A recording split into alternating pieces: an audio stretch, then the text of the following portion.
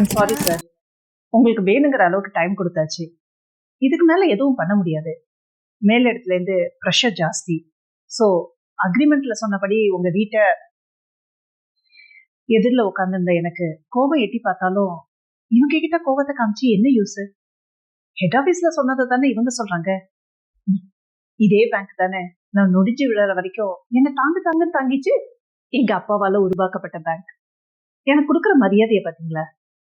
நான் இந்த பேங்குக்கு வந்தாலே அந்த மேனேஜர் எதிரில் உட்கார கூட சங்கடப்படுவார். அப்படி மரியாதை கொடுத்த பேங்க் இன்னைக்கு என்ன செல்லா காசு ஆக்கி பாக்குது.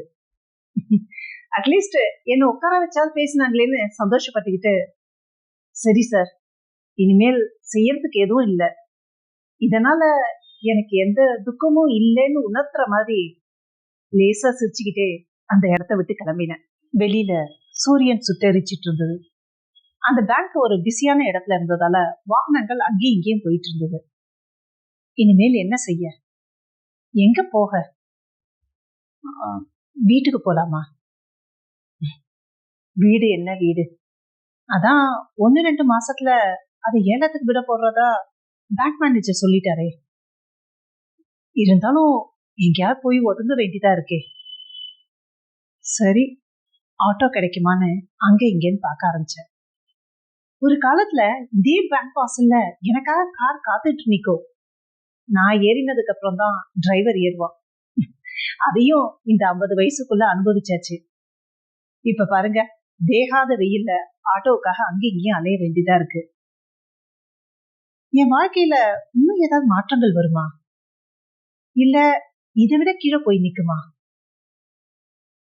தெரியலையே. என் எண்ணத்தை புரிஞ்சுக்கிட்ட மாதிரி ஒரு ஆட்டோ வந்தது. என்ன சார், ஆட்டோ வேணுமா? ஆமாப்பா, குரோம்பேட் வரைக்கும் போகணும். 250 ரூபா ஆகும் சார்.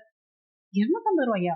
வரும்போது 160 ரூபா தானே கொடுத்தேன் சார். வழியில குழி தோண்டி போட்டிருக்காங்க, புல்டோசரை வச்சுட்டு சுத்திட்டு போகணும் சார். 250 ரூபா ஆகும். சரிப்பா அப்படின்னு ஆட்டோல ஏறி உட்காங்க. போற வழியில வேலன் என்டர்பிரைசஸ், என்னோட நிறுவனம்.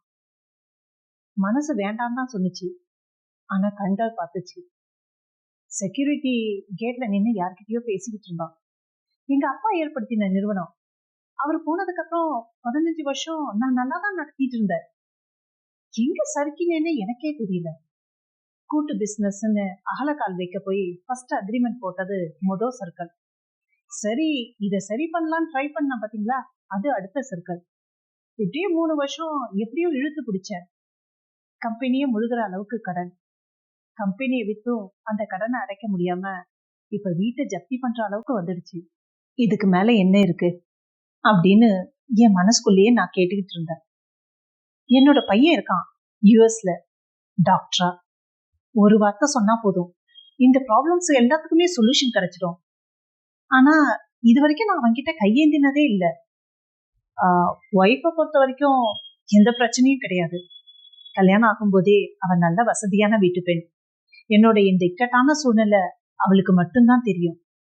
ரிலேட்டிவ்ஸ் கிட்டலாம் மூச்சு கூட விடல. என்னை விட தன்மானம் ஜாஸ்தி, என்ன ஆனாலும் பாத்துக்கலாம் அப்படின்னு வைராக்கியமா இருந்தா. சோ குடும்பத்தை பொறுத்த வரைக்கும் எந்த கவலையும் இல்லை. இங்க இல்லைன்னா கூட நகரத்தை விட்டு அவுட்ஸ்கட்ல எங்களுக்குன்னு ஒரு மனம் இருக்கு, அங்க கூட வீடு கட்டி வாழலாம். இப்படிலாம் என்ன நானே ஆசுவாசப்படுத்திக்கிட்டேன். ராத்திரி சாப்பிட்டு முடிச்சேன். நல்ல தூக்கம், ஏதேதோ கனவுகள். யாரோ ஒரு சின்ன வயசு பையன் வேஷ்டியோடு சட்டை இல்லாம மாட்டை குளிப்பாட்டிட்டு இருக்க மாதிரியோ, அப்ப இன்னொருத்தர் வந்து அவனை பிடிச்சு தள்ளி விட்டு கைய உங்குற மாதிரியும் இருந்தது. கீழே விழுந்த அந்த சின்ன வயசு பையன் தன்னை சமாளிச்சுட்டு எழுந்து அவரை பார்த்து ஏதோ சொல்லிட்டு கைப்பொய்ய ஒன்னு எடுத்துட்டு விடு விடு விடுன்னு கொட்டை வெளியில நடந்துட்டு போற மாதிரியும் இருந்தது. இது எந்த இடம்? யார் இவன்? ஒண்ணுமே புரியல. அடுத்த நாள் காலையில இருந்து என் ஒய்ஃப் கிட்ட இந்த கனவை பத்தி சொன்னேன். யாருன்னே தெரியல. அந்த பையன் வைராக்கியமா அவர்கிட்ட ஏதோ சொல்லிட்டு கைப்பைய ஒன்னு எடுத்துட்டு கொட்டை வெளியில விடு விடுன்னு நடந்து போனான்னு. என் மூஞ்சியே பார்த்துட்டு இருந்த என்னோட ஒய்ஃப், அவர் எப்படி இருந்தாரு? எனக்கு கொஞ்சம் குழப்பமா இருந்தது. பார்த்த மாதிரியும் இருக்கு, பார்க்காத மாதிரியும் இருக்கு. ஆமா, இதுக்கு முன்னாடி இந்த கனவு வந்திருக்கா உங்களுக்கு? இல்ல இதுதான் முதல் தடவையா? இதுதான் முதல் தடவை. யோசனையோட என் ஒய்ஃப் என்னையே பார்த்துட்டு இருந்தா. அப்போ வெளியில பேச்சு குரல் கேட்டது. பாத்திரம் கழுவி வைக்கிறதுக்காக வெளியில இருந்து வீட்டுக்குள்ள வந்த வேலைக்காரி, அம்மா ஐயாவை தேடிட்டு 2-3 பேர் வந்திருக்காங்க. அவர் பேரை சொன்னதால இந்த வீடுதான் சொல்லி கூட்டிட்டு வந்திருக்க. வெளியில நிக்கிறாங்கம்மா. யாரா இருக்கோ? வீட்டுல இருந்து வெளியில போய் எட்டி பார்த்தேன். வெள்ளை வேஷ்டி வெள்ளை சட்டையோட இருந்தாலும் அவங்க முகத்துல கிராமத்து கலை தெரிஞ்சது. வணக்கங்க, நாங்கெல்லாம் வளவம்பட்டி கிராமத்துல இருந்து வந்திருக்கோம். நானும் பதிலுக்கு வணக்கம் சொன்னேன். வாங்க வாங்க, உள்ள வாங்க, உட்காருங்க. சொல்லுங்க, என்ன வேணும்? இது எல்லாத்தையும் உள்ளேந்து பார்த்துட்டு இருந்தேன் என் ஒய்ஃப் கிட்ட. காஃபி எடுத்துட்டு வாமா. வேணாங்க ஐயா, உங்களுக்கு எங்களை பத்தி தெரியாது, ஆனா எங்களுக்கு உங்களை தெரியும். உங்க தாத்தா வைராக்கியமா 100 வருஷம் வரைக்கும் இருந்தாரு.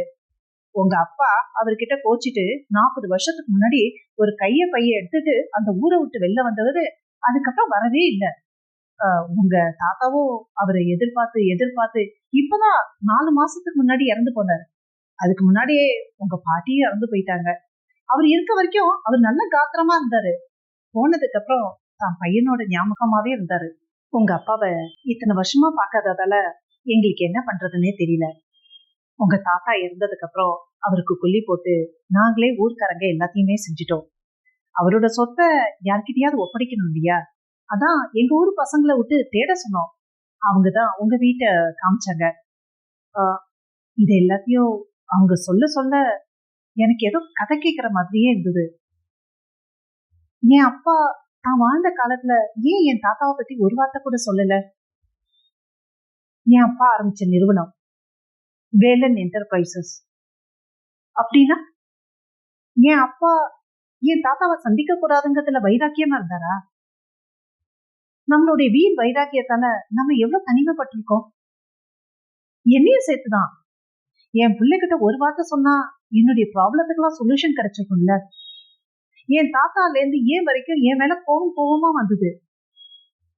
நம்மளுடைய வீண் பிடிவாதத்தால நம்ம எவ்வளவு தனிமைப்பட்டிருக்கோம், நம்மளுடைய உறவுகளை எவ்வளவு தள்ளி வச்சிருக்கோம்னு தெரிஞ்சுது. நான் பார்த்த கனவோட அர்த்தமும் புரிஞ்சுது.